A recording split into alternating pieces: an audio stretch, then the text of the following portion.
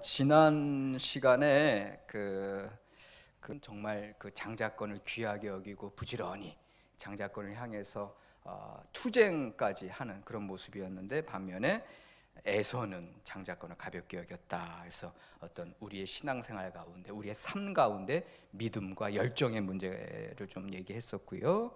그다음에 이제 제일 인상적인 장면이 가장 야곱 인생의 밑바닥에서 하나님을 경험하고 하늘나라가 열리는 경험했다. 이거 되게 중요하고요. 그 다음에 또 다른 하나는 이제 속이는 자가 속임을 당한다.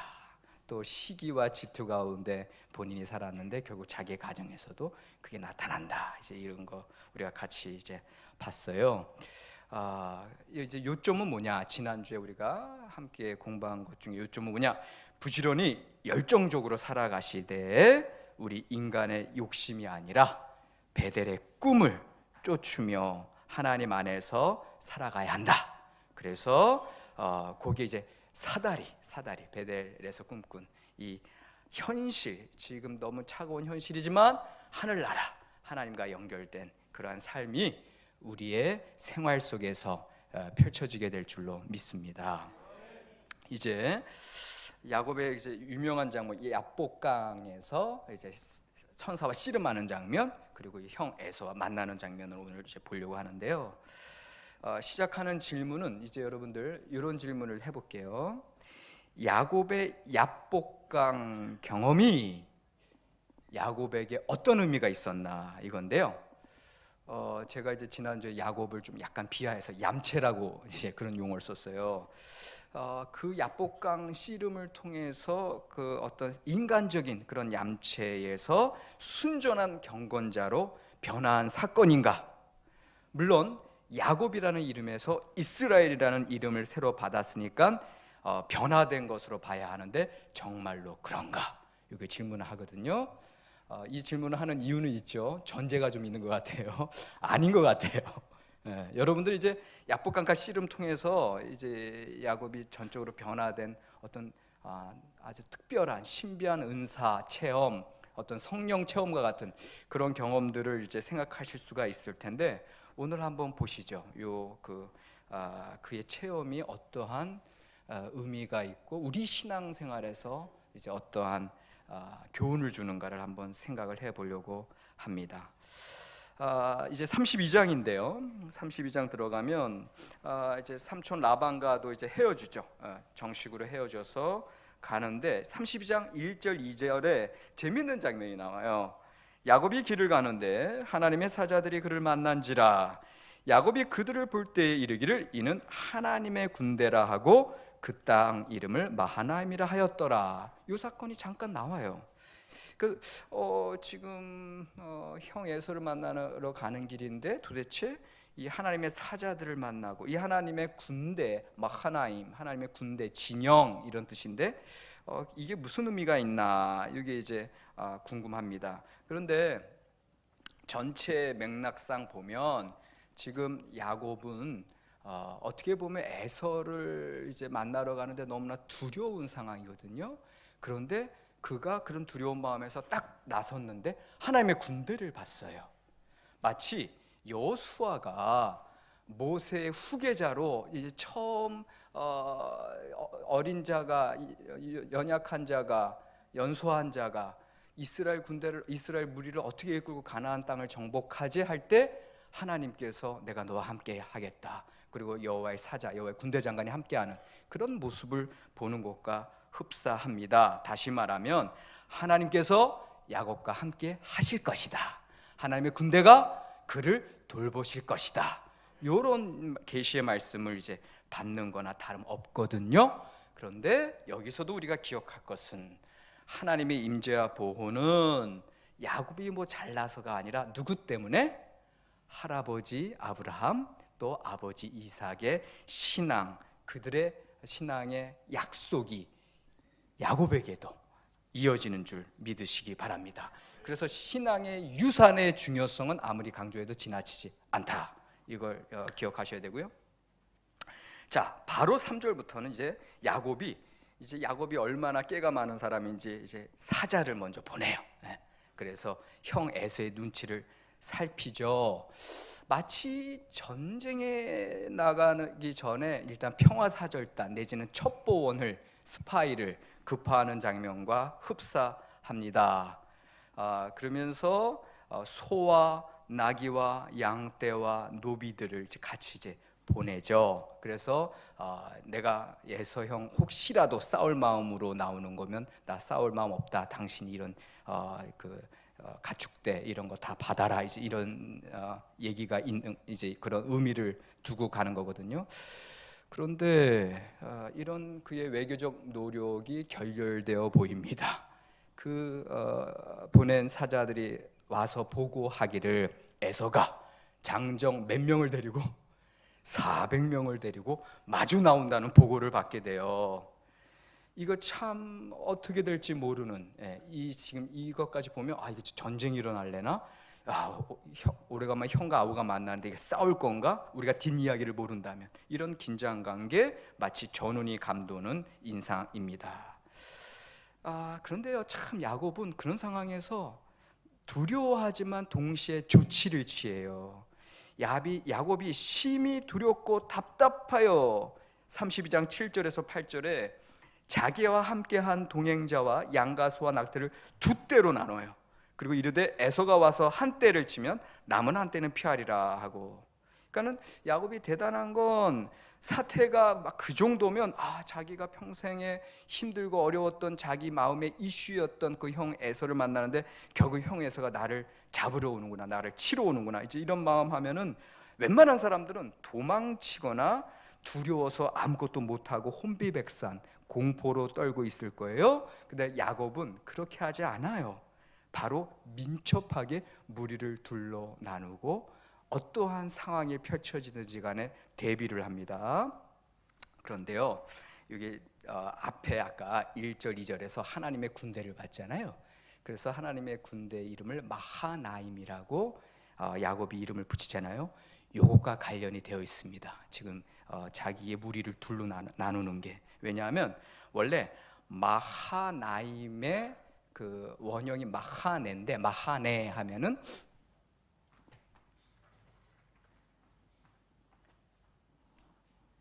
지금 제가 마하나임을 설명하려고 합니다. 이 마하나임이라는 용어는 마하네에서 나왔어요. 근데 마하네는 뭐냐면 캠프예요, 캠프. 무슨 캠프냐? 군인들이 옛날에 이제 그 진지 구축하는 캠프를 얘기하거든요. 근데 이제 히브리어에서 아임으로 끝나면 이게 쌍이에요, 쌍. 둘이 있다는 거예요, 둘. 그러니까 여러분들 누는 아인인데 두 누는 에이나임이에요. 아임, 에이나임으로 끝나요. 귀는 오젠인데 두 개 하면 오즈나임이에요. 그러니까 아임으로 끝나는 경우 쌍 두 개를 얘기합니다. 그러니까 지금 그 야곱이 두 떼로 이제 나눈다고 하는 것 자체가 이미 하나님의 계시를 받은 거예요. 1절 2절에서. 그러니까 하나님의 군대가 둘로 나뉘어 있다는 그런 환상을 보고 나서 그에게 닥친 어려움 가운데 금방 대처하는 게 둘로 나뉘었다. 그런데 이게 2절에서 마하나임이라는 용어를 붙이고요, 7절에서 자기 무리를 둘로 나누는데 거기서 표현이 쉬네이 마하노라는 표현을 하는데 이게 뭐냐면 쉬네이가 이게 둘이에요, 둘. 그 다음에 마하노트가 이 마하넷의 복수인데 결국은 두 개의 캠프로 나눈다. 두 개의 캠프로 나눈다. 마하나임 똑같은 말이에요. 쉬네 마하노트 그 다음에 마하나임 똑같은 말. 그러니까는 참 이거 보면은요 우리에게 어떤 교훈을 주냐 하면은 하나님께서 보여주신 환상이 현실에서 야곱이 당하는 어려움의 해결 방안이 돼요. 다시 말하면 그가 현실의 일상의 삶 속에 살아가면서도 하나님의 응답을 받고 하나님과 더불어 살아가는 모습을 이런 모습에서 우리가 읽어낼 수가 있습니다. 이런 조치들을 딱딱 취하고 나서 야곱은 이제 그 에서를 만날 준비, 첫 번째 준비를 끝내고 있습니다. 여러분들 지난주에 라반을 만났을 때, 삼촌 라반이 쫓아왔을 때, 라반이 이제 사촌들과 쫓아왔을 때에 야곱이 어떤 말 한 거 기억하시죠? 삼촌 라반이 나를 10번이나 속이고 내가 노동력을 다 착취당했는데도 불구하고 20년의 기간 동안 하나님께서 나와 함께 하셨습니다. 그 아브라함과 이삭, 아버지와 할아버지의 그 하나님이 나를 지켜주셨습니다. 이런 고백하죠. 자, 그건 무슨 소리냐 하면 야곱이 점점점 하나님을 알아가고 있다, 성장하고 있다, 요게 이야기거든요. 그러니까 20년의 기간 동안도 그가 성장해 가고 있었고, 그 다음에 지금 에서를 만나기 직전의 상황에서도 여전히 하나님과 더불어 하늘의 이 땅의 이야기가 하늘의 이야기와 함께 가고 있는 모습을 여러분들이 보시면서 야곱이 그의 신앙이 성숙해 가고 있구나, 요거를 하나 기억하시면 됩니다. 여러분들 우리 신앙이요, 그러니까 아까 제가 순금과 같이 단련되리라 말씀했는데요, 우리가 현실 살면서요 항상 단련되어져 가야 되고요, 현실과 하나님 하늘의 세계가 만나는 역사가 있어야 됩니다. 요게 베델의 꿈과 현실 사이에서 사다리가 놓여지고요, 그리고 지금 이 전쟁이 일어날지도 모르는 이 상황 속에서 또 하늘의 응답으로 그가 대처를 하고 있고요, 이 신앙과 현실에서의 어떤 그 사이에 처하면서도 하나님과 더불어 살아가고 있는 모습, 이거 좀 이따 다시 제가 정리를 할 겁니다. 야복강가의 씨름 장면인데 여전히 이제 첫 번째 조치를 그렇게 두 대로 나누고 나서도 이제 꽤 많은 야곱의 모습이 보이는데요, 이제 선물 공세로 들어가요. 포기 안 해요. 염소 220마리, 양 220마리, 낙타와 소, 낙이 합쳐서 110마리, 도합 550마리의 가축 선물을 이제 세 무리로 나뉘어서 앞서 보내요. 그래서 에서를 만나면 이렇게 대답하라고 하죠. 18절에 대답하기를 주의 종 야곱의 것이요 자기 주 에서에게로 보내는 예물이오며 야곱도 우리 뒤에 있나이다 하라 하고, 이렇게 세 대로 보내면서 계속해서 에서의 마음을 달래려고 이제 하고 있는 장면. 그러면서 20절 후반절에 그렇게 보내는 야곱의 의도는, 이는 야곱이 말하기를 내가 내 앞에 보내는 예물로 형의 감정을 푼 후에 대면하면 형이 혹시 나를 받아주리라 함이었더라. 자, 여기까지 이제 야곱이 이제 조치를 취하는 장면이고요. 그리고 나서 이제 야곱은 홀로 남게 됩니다. 이제 가족들, 식구들까지 다 돌려보내고 야곱 혼자서 남았어요. 야복강가에. 마치 그의 아버지 이삭이 광야에서 늘 홀로 하나님을 묵상하듯이 이제는 야곱이 단독자로 하나님 앞에 서 있습니다. 24절에 야곱은 홀로 남았더니 어떤 사람이 날이 새도록 야곱과 씨름하다가 간절한 기도 드리고 있습니다. 생사가 왔다 갔다 하는 상황입니다. 자신뿐만 아니라 온 가족의 목숨이 경각에 달려 있습니다. 얼마나 필사적인 기도였을까요? 그러니까 오죽하면 한도표가 부러질 정도로 하나님의 천사와 씨름하는 장면으로 이 간절한 기도는 오늘 우리에게 연출되고 있는데, 여러분들 이제 야복강을 제가 이렇게 설명합니다. 이제 요단강이 이렇게 흘러가고 있으면요, 그 요단강의 지류로, 요단강은 이제 북에서 남으로 흐르죠. 근데 지류로 이제 동에서 서로 흐르는, 이제 서에서 이제 동쪽이죠. 이렇게 흐르는 강 중에 하나가 야복강가예요. 그러니까 그 야복강을 이제 넘으면 형이 사는 이제 세일 지역은 더 아래쪽이지만 어쨌든 그 지역을 넘어가는 경계입니다. 경계. 그러니까 그 야복강이 경계의 의미인데, 이 경계를 저는 이렇게 표현합니다. 뭐뭐 사이인데 어디 사이냐?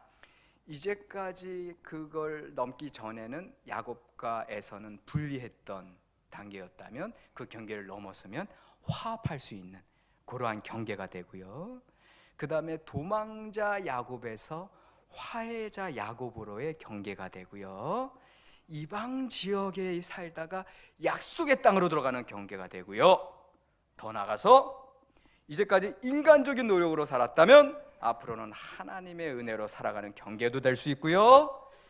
근본적인 자기의 이슈, 어려운 문제에 있다가 그 문제가 해결받고 카타르시스를 경험하는 경계가 될 수 있습니다. 실제로는 이름이 변하는 경계였죠. 야곱으로부터 이스라엘로 변하는 경계가 됩니다. 하나님의 천사가 이제 동이 터오는데 야곱이 끝끝내 붙잡음으로 다음과 같이 말하지요. 다 함께 32장 27절로 28절 시작.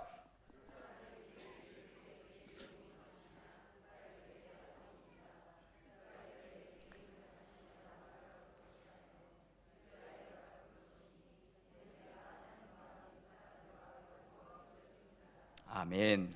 내 이름을 다시는 야곱이라 부를 것이 아니요 이스라엘이라 부를 것이니 이는 내가 하나님과 및 사람들과 겨루어 이겼음이니라.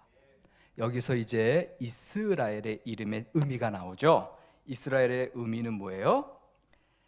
단지 하나님과 싸워 이겼다는 의미가 아니라 사람들과도 겨루 이겼다는 의미고요. 그 다음에 자, 일단은 제가 뭘 그릴게요.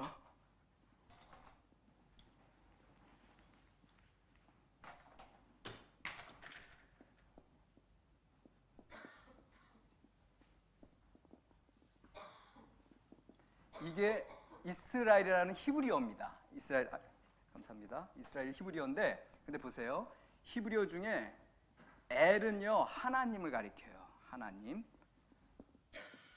그러면 이슈 요거만 남는데, 요거는 그 사라라고 하는, 이게 뭐냐면 싸운다, 쟁론한다 그런 뜻이에요. 그러니까 이스라엘의 의미 자체는 뭐냐면 하나님께서 싸우신다 그 소리. 하나님께서 쟁론하신다, 하나님께서 논쟁하신다, 하나님께서 다투신다 이런 뜻입니다. 이스라엘이라는 뜻 자체는. 그러면 일단 우리는 이제까지 이스라엘 하면은 여기 저기 성경에서 해석해 주는 것처럼 하나님과 싸워서 이긴 자, 그러니까 이스라엘은 하나님과 싸워서 이긴다 뭐 이런 의미인 줄 알았는데, 원래 의미는 하나님께서 싸우신다는 거예요. 그러면 이게 무슨 소리예요? 지금 야곱은, 여러분들, 야곱의 중심 모티프 중에 하나가 늘 투쟁하는 사람이에요. 뱃속에서부터 투쟁했어요. 장자꽃 때문에 투쟁했어요. 라반과 사촌들과 투쟁했어요. 계속 투쟁하는 사람인데 이제는 누가 싸워주신다. 하나님이 야곱의 인생 내내 그의 현실에 어떠한 문제가 닥치든지 간에 신들과 사람들을 대항해서 하나님이 싸워주시겠다, 그 약속의 말씀을 야복강에서 받으신 줄 믿으시기 바랍니다. 그러니까 여러분들, 지금 이 야복강이라고 하는 그 경계 자체는 이런 놀라운 경험을 하는 상황이에요.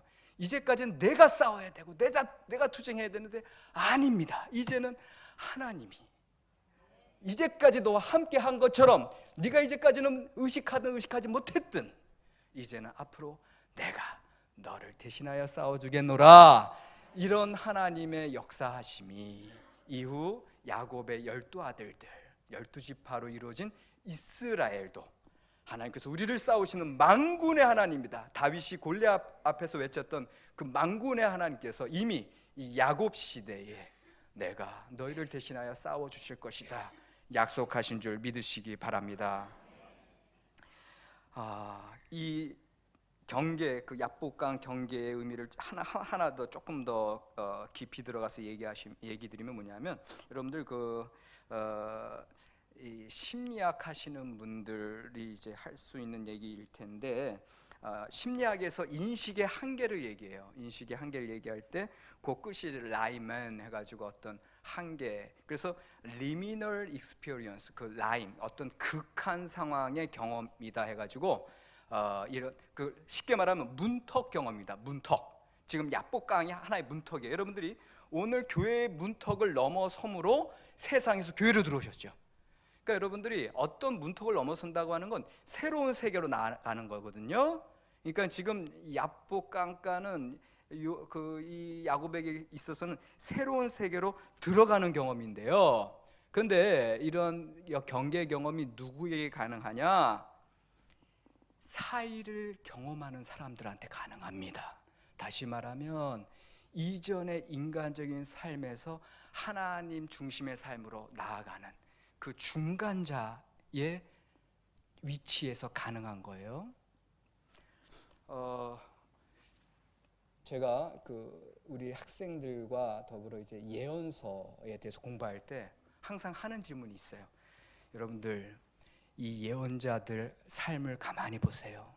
호세아도 보시고 이사야도 보시고 에스겔도 보시고 그들 예언자의 삶이 인간적으로 세상 기준으로 행복했습니까? 안 행복했습니까?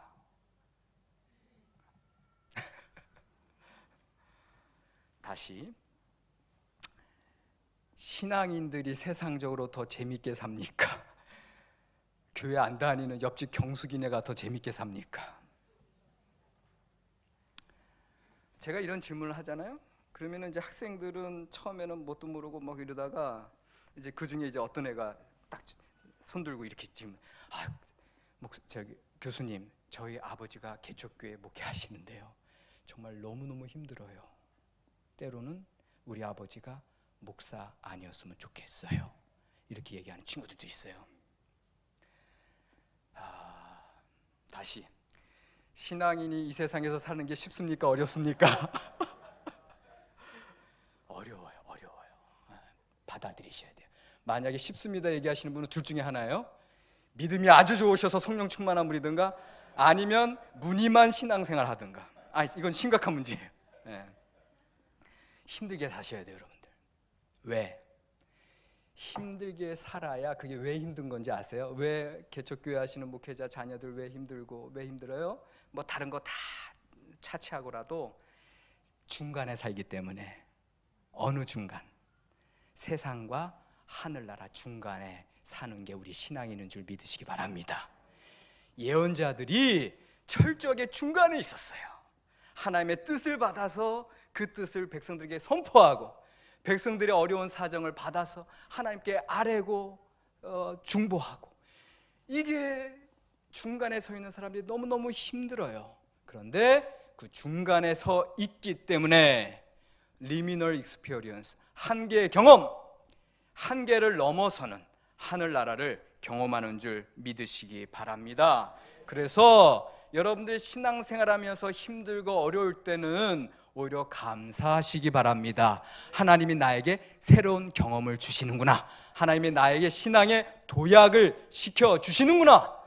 하나님께서 살아 계심으로 당신의 자녀들과 더불어 오늘도 새로운 하늘의 은혜를, 지혜를, 능력을 당신의 신앙인들에게, 우리들에게, 하나님의 자녀들에게 허락하실 줄 믿습니다. 자, 여전히 지금 전운이 감도는 그런 위기와 위험 가운데 있어요. 야복강가의 씨름을 통해서 하나님의 함께 하심을 경험을 해요. 하나님이 대신 싸우실 것이다 확신을 받았어요. 자, 아닌 게 아니라 직전까지 성난 400명의 전사들과 더불어 달려오던 에서가 야곱을 막다뜨려요. 여기서 어떻게 될지 막 다들 조마조마하게 지켜보고 있어요. 이제 만약에 드라마라면 이게 어떻게 될까? 그런데 33장 4절에 에서가 달려와서 그를 맞이하고 안고 목을 어긋맞춰 그와 입 맞추고 서로 우니라. 하나님께서 이미 야곱과 에서의 그 만남을 예비하신 줄 믿으시기 바랍니다. 우리가 에서의 마음은 몰라요. 진짜 400명의 장정 데리고 온 게 이 성경에서는 따로 얘기를 안 해줘요. 싸우러 온 건지 아니면 그냥 동행자들이 같이 온 건지 이거 몰라요. 그런데 어쨌든 말씀해 보니까 그 둘은 너무나 감동적인, 눈물 없이는 볼 수 없는, 마치 우리 이산가족 상봉하는 것처럼 그런 장면을 우리는 목도하고 있습니다. 바로 이 장면을 통해서 이전의 모든 긴장과 갈등 관계는 단번에 해소되어 버립니다. 이 장면의 절정이 바로 오늘의 요절 33장 10절, 다시 한번 읽어볼까요? 33장 10절 시작. 내가 형님의 눈앞에서 은혜를 입었사오면 청하건대 내 손에서 이 예물을 받으소서. 내가 형님의 얼굴을 배운즉 하나님의 얼굴을 본 것 같사오며 형님도 나를 기뻐하심이니이다. 아멘. 여러분들, 형을 만났는데 누구를 본 것과 같다? 하나님을 본 것과 같다. 자, 현실 속에서 지금 하나님을 경험하고 있습니다.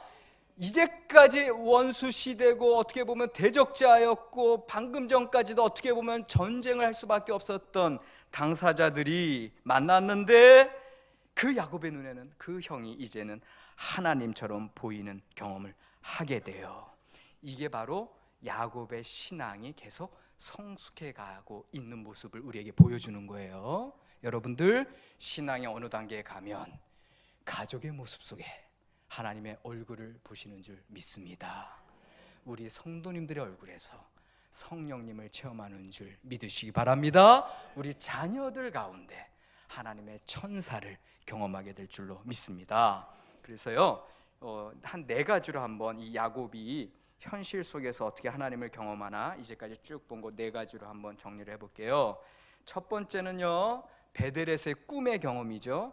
첫 번째는 인생의 밑바닥에서 하늘나라가 열린다.